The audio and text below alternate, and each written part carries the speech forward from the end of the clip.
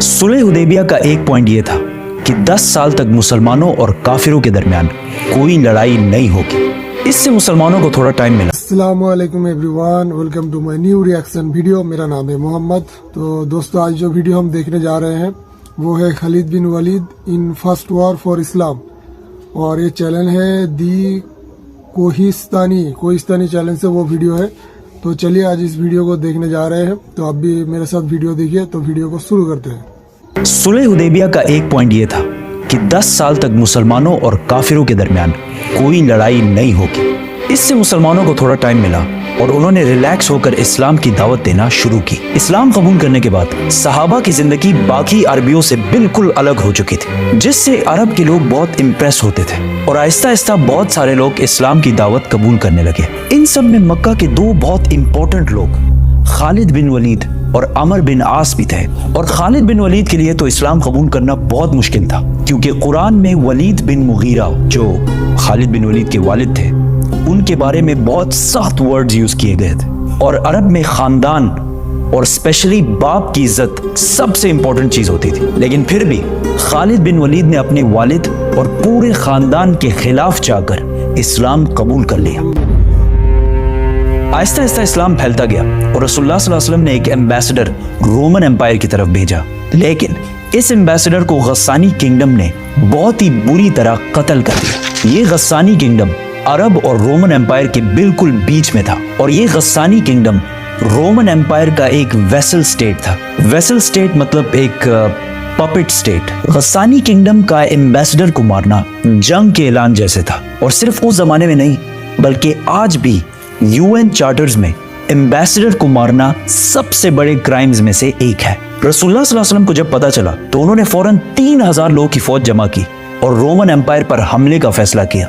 ये फौज मुसलमानों की सबसे बड़ी फौज थी। इससे पहले मुसलमानों ने इतनी बड़ी फौज कभी जमा नहीं की थी। रोमन एम्पायर इससे कुछ ही अरसा पहले पर्शियन एम्पायर से एक बहुत खतरनाक जंग जीत चुकी थी। रोमन और पर्शियन एम्पायर उस जमाने के दो बड़े सुपर पावर्स थे, जिस तरह आज अमेरिका और चाइना है।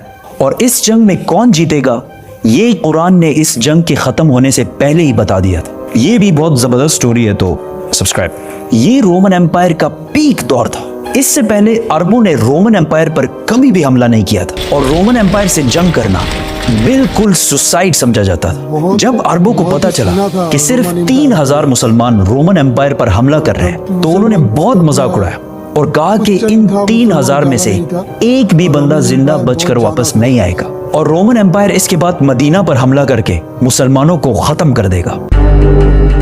रसूलुल्लाह सल्लल्लाहु अलैहि वसल्लम ने इस फौज का लीडर ज़ैद बिन हारिसा रज़ियल्लाहु तआला अन्हु को बनाया। इस्लाम से पहले ज़ैद बिन हारिसा को रसूलुल्लाह सल्लल्लाहु अलैहि वसल्लम का बेटा माना जाता था, और बाकी फौज को बताया कि अगर ज़ैद बिन हारिसा शहीद हो जाए तो तुम्हारा नेक्स्ट लीडर जाफर बिन अबी तालिब होगा, जो हजरत अली रज़ियल्लाहु तआला अन्हु के भाई थे। और अगर जाफर भी शहीद हो जाए तो तुम्हारा लीडर अब्दुल्ला बिन रवाहा होगा। और इन्हें कहा उस जगह पर जाओ जहां इन्होंने हमारे एम्बेसडर को शहीद किया था, और इन्हें इस्लाम की दावत दो। अगर ये लोग इस्लाम कबूल ना करें, सिर्फ और सिर्फ तब इनसे लड़ाई करना। और हाँ, किसी बच्चे, बूढ़े या औरत को अंडर एनी सर्कमस्टांसेस नुकसान नहीं पहुंचाना, और दरख्तों को भी नहीं काटना। ज़ैद रज़ियल्लाहु तआला अन्हु 3000 फौज लेकर रवाना हुए। तो रास्ते में उन्हें पता चला कि रोमन्स 2 लाख फौज लेकर मुसलमानों की तरफ आ रहे हैं। 2 लाख 3000 वर्सेस 2 लाख। इस एनिमेशन को देखें, इससे थोड़ा अंदाजा होगा कि इन दो फौजों में कितना बड़ा डिफरेंस था। ये है एग्जैक्टली 3000 लोगों की फौज, और इसके सामने ये है 2 लाख लोगों की फौज।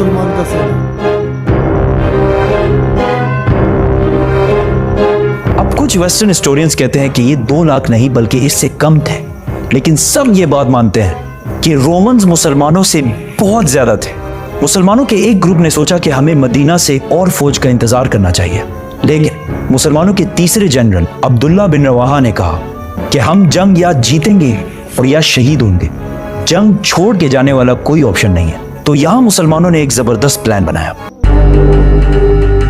वो इस जगह को छोड़कर जहां पहले लड़ाई होनी थी पीछे हटे और मुद्दा के 2 पहाड़ों के दरमियान रुके। अब इसका क्या फायदा था? फायदा ये था कि अगर ये 2 पहाड़ ना होते और मुसलमान 2 लाख रोमन्स पर हमला करते तो रोमन्स मुसलमानों को चारों तरफ से घेर कर खत्म कर सकते थे। लेकिन इन 2 पहाड़ों की वजह से रोमन फौज ज्यादा स्ट्रेच नहीं हो सकती थी, तो लड़ाई में इनके ज्यादा नंबर्स होने का इतना फायदा ना होता। दोनों फौजों ने हमला किया और लड़ाई शुरू हुई। जैद बिन हारिसा ने मुसलमानों की फौज का झंडा उठाया और बहुत फियर्स लड़ाई की, लेकिन वो शहीद हो गए। तो रसूलुल्लाह सल्लल्लाहु अलैहि वसल्लम के ऑर्डर के मुताबिक मुसलमानों के दूसरे जनरल जाफर बिन अबी तालिब ने झंडा उठाया और लड़ने लगे। लेकिन जिस हाथ में उन्होंने झंडा पकड़ा था वो हाथ कट गया, तो उन्होंने दूसरे हाथ से झंडा उठाया, लेकिन दूसरा हाथ भी कट गया और जाफर रज़ियल्लाहु तआला अन्हु शहीद हो गए। जंग के बाद इनके जिस्म पर तलवार के 50 निशान मिले और इन 50 में से एक भी पीठ पर नहीं था, सारे के सारे फ्रंट पर लगे थे। तो अब ऑर्डर के मुताबिक अब्दुल्ला बिन रवाहा नए जनरल बने और बहुत सख्त लड़ाई के बाद वो भी शहीद हो गए। फिर एक मुसलमान ने झंडा उठाया और जोर जोर से सबको कहने लगा कि जल्दी आपस में एक लीडर चूज करो, वरना हमारी पूरी फौज बिखर जाएगी। ये जंग मदीना से 1000 किलोमीटर दूर मुता में हो रही थी, लेकिन रसूलुल्लाह सल्लल्लाहु अलैहि वसल्लम ने इस जंग के बारे में मदीना में मुसलमानों को पहले ही बता दिया था कि सबसे पहले जैद ने झंडा उठाया और वो शहीद कर दिए गए। उसके बाद जाफर ने झंडा उठाया और वो भी शहीद कर दिए गए।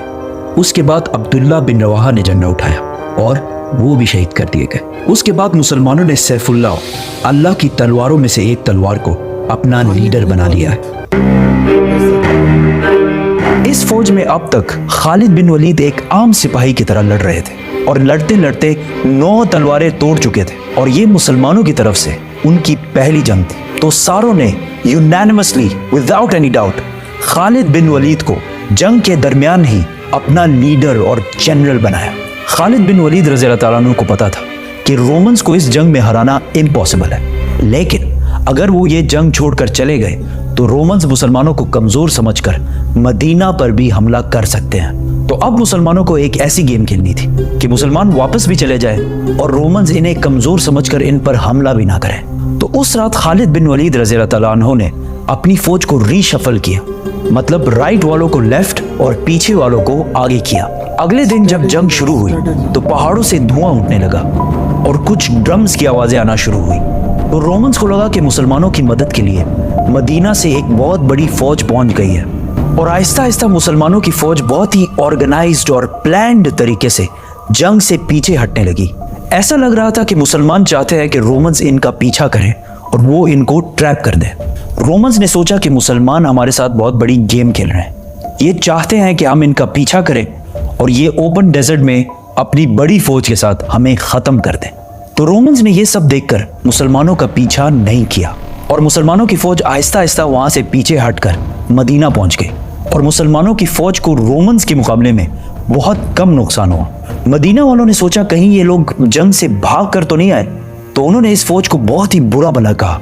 लेकिन रसूलुल्लाह सल्लल्लाहु अलैहि वसल्लम ने कहा ये भाग कर नहीं आए, ये हमारी मदद लेने के लिए आए हैं और बहुत जल्द हम रोम पर दोबारा हमला करेंगे। ये जंग तो रोमन्स और मुसलमानों के दरमियान थी, लेकिन पूरा अरब इस लड़ाई को बहुत गौर से देख रहा था, क्योंकि पहली बार अरब ने माइटी रोमन एम्पायर की ताकत को चैलेंज किया था। तो जब उन्होंने देखा कि 2 लाख फौज से लड़ने के लिए सिर्फ 3000 लोग गए और ठीक ठाक वापस भी आ गए, तो ये अरब की तारीख में बहुत ही इम्पॉसिबल काम हुआ था, जिससे बाकी अरब के दिलों में मुसलमानों के लिए बहुत इज्जत पैदा हुई। और अरब के वो कबीले जो हर जंग में खंदक, बदर, ओहद में मुसलमानों के हमेशा खिलाफ होते थे, जंगे मुता के बाद इस्लाम की तरफ आने लगे और मदीना की ये छोटी सी रियासत आहिस्ता आहिस्ता हर तरफ फैलने लगी।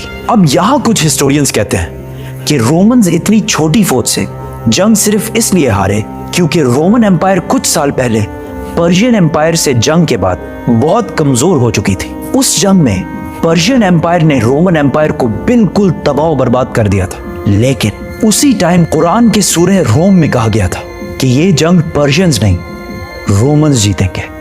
और ये भी बहुत इंटरेस्टिंग स्टोरी है। सब्सक्राइब।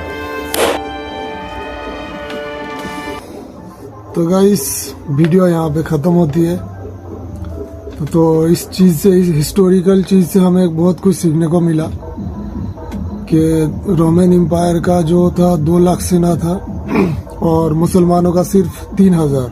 तो मतलब समझ सकते हो 2 लाख और 3000, मतलब ज़मीन आसमान का फ़र्क है। फिर भी मुसलमानों का कम नुकसान हुआ। और इसी तरीके से जो हमारे नबी करीम सल्लल्लाहु अलैहि वसल्लम ने कहा था कि अगर तुम जंग में जा रहे हो तो वहाँ पे बच्चे, बूढ़े और औरतों को हाथ मत लगाना और पेड़ पौधों को भी हाथ मत लगाना। तो यही हमारी नबी का सुन्नत है गाइस, और यही हमारे नबी ने सिखा के गए हैं। तो अल्हम्दुलिल्लाह हम उस नबी का उम्मत है। तो बहुत ही अच्छा था वीडियो। और खालिद बिन वलीद का मैं हिस्ट्री सुना हूँ पहले भी, और मुझे बहुत अच्छे लगते हैं।